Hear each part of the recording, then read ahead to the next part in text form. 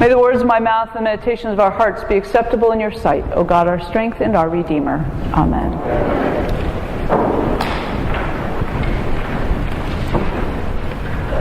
If I was going to put a title on this little section of Matthew's Gospel that we heard this morning, I think I might call it, Jesus Gets the Best of the Pharisees Again, with the subtitle underneath being Pride Goeth Before the Fall.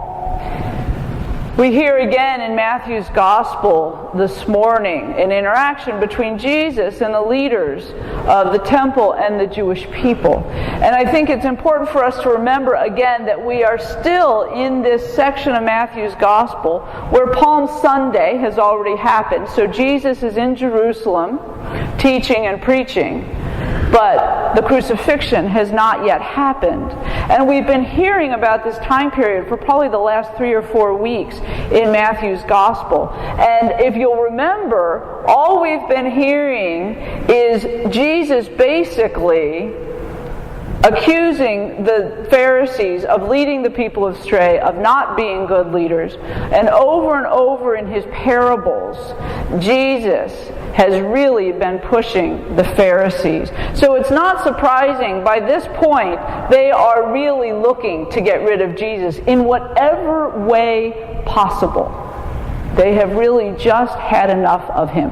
In fact, they are so tired of Jesus that they are willing to get together with other leaders whom they hate to see if they can bring him down. The Pharisees were leaders of the temple, wealthy people, those who upheld the law. They were seen almost as so far above your normal Jew as to be untouchable. They were seen as faithful, God's chosen. In reality, they were still somewhat in collaboration with the Romans because there was no way to stay in power if you weren't. The Herodians, on the other hand, were open sympathizers with the Romans. Again, wealthy men who kept their wealth and power because they supported Herod. And Herod, of course, was kept in power by the Romans. So you had these two groups of people who were normal enemies, would not have anything to do with each other, getting together to see if they can get rid of Jesus. That's how big a problem he had become. He was not only a problem for the temple authorities, he was starting to be a problem for the Romans as well. And so they get together to say, hey, how can we get rid of this guy? But the Pharisees have been smacked down by Jesus so many times at this point that instead of going out themselves, you'll see Matthew says they sent their disciples. It's like, you go on. We'll hang back here. And that way, if he gets the best of you again, you're embarrassed. And we're safe, we're good. So the Pharisees won't even confront Jesus outright at this point because they know how many times he's gotten the better of them. And even though they have plotted and planned and think they've got an absolute, foolproof, watertight way to get rid of Jesus, they're really not willing to go all the way and put themselves out there. So, what is this way that they think they're going to get to him? They think they've come up with this question that no matter what his answer is, someone is going to be angry enough with him to take him out of the temple and get rid of him.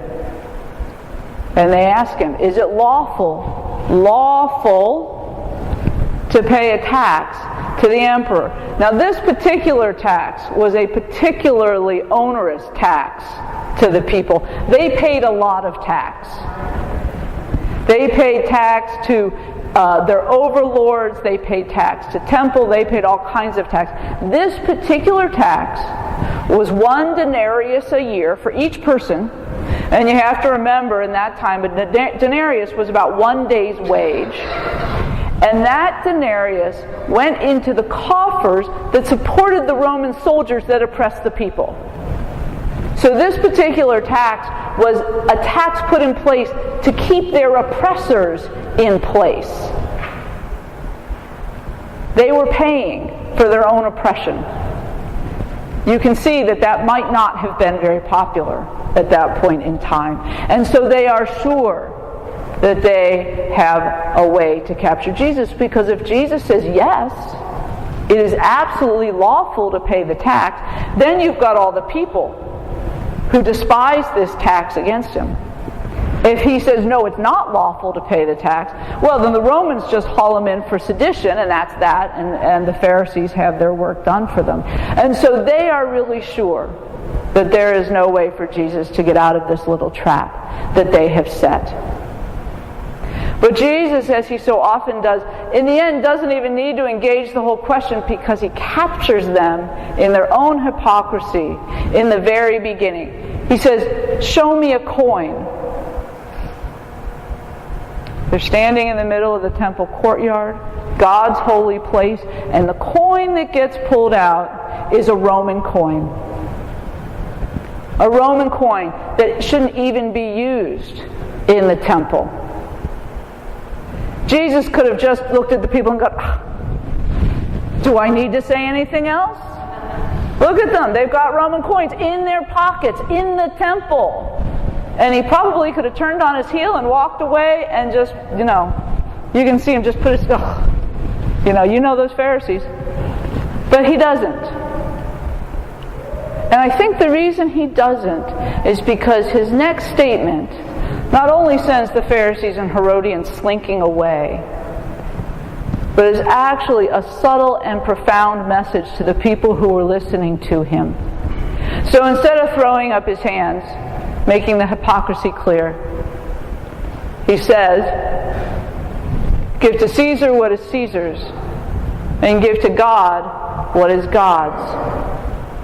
And in that simple statement, it's actually a really subversive statement, because what he does is he reminds the people who are listening to him that they are the beloved people of God, that they are standing on holy ground, that God's entire presence is surrounding them.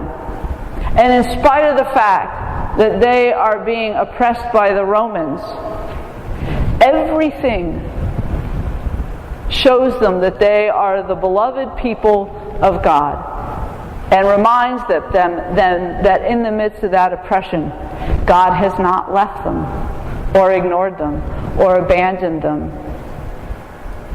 Reminds them of who they are and how important that message is to all of the people who are listening to Jesus at that time.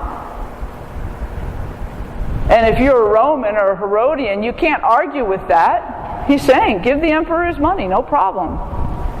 But the people that were hearing and listening to Jesus would have heard in that really simple statement a reminder of their entire history, a reminder of all the good things God had done for them, a reminder of all the ways that God had held them up and bared them up in times of trouble and sorrow. Would have reminded them that even in times of past oppression, God was with them. Even if he had to use the Persian king Cyrus to set the people free, God was still there with them. And so it was this wonderful, subtle, profound message to the people that was really unmistakable, but was also unarguable.